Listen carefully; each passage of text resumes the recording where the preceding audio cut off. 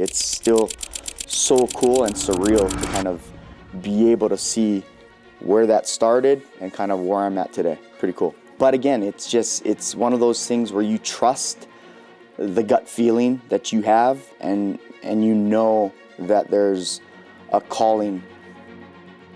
You know, I got to tag along with my dad on the islands when he went to games, even though they were school nights and late nights. My dad actually built a hoop in our backyard, and that was one of my birthday presents as well. Just being around the game of basketball with my dad being a college official, just kind of was always around the game and just was always attracted to the game of basketball. Tagged along, he was 2 or 3 years old, dribbling the ball on the side while the game's going on. You have the cheerleaders kind of taking care of him. So did you guys push him, or did he just take to it naturally and you guys supported him along the way? Yeah. No, never pushed. Never pushed. He just did what he just wanted loved to it. do. Yeah.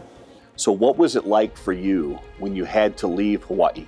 It was hard leaving the first time. You do it, and then it's like, yeah, I made the right decision because this is the career path I want to do. The road, you might not know exactly where and the when and all those type of things, but you just trusted that that was the move to make when we left. And then there was a point where we moved back, and that's where Karen and I started our family. We started our family with Brea being born in Honolulu, and that was a cool part of my coaching journey as well. How important were those years? Those years of paying your dues, those years of being a GA? Yeah, I think that's huge. It's one of the things that I would give my 2 cents to the younger generation of coaches. It just gives you a little bit more insight to what is required and how much of an importance that is for the big picture of the program.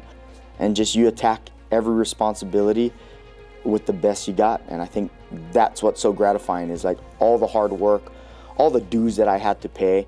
I loved every second of it. I really did, because I got to continue to do what I love. But it made me a little bit more appreciative of everything that goes into a program. We set out to get to a Sweet 16. We did that.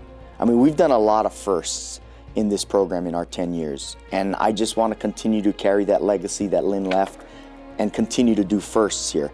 Yeah, Lynn called me into her office, sat on the couch, and she's like, okay, this is gonna blow your mind.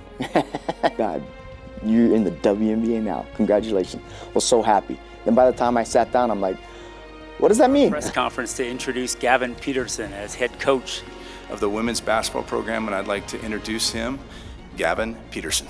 Their plan was there was no interim tag. They were gonna lock me in for a long-term deal. It's very humbling.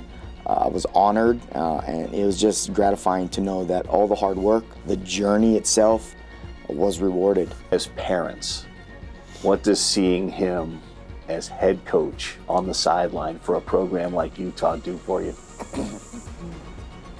It's just surreal. Salt Lake City is great, and we always loved it, and I just didn't think it would be happening this soon.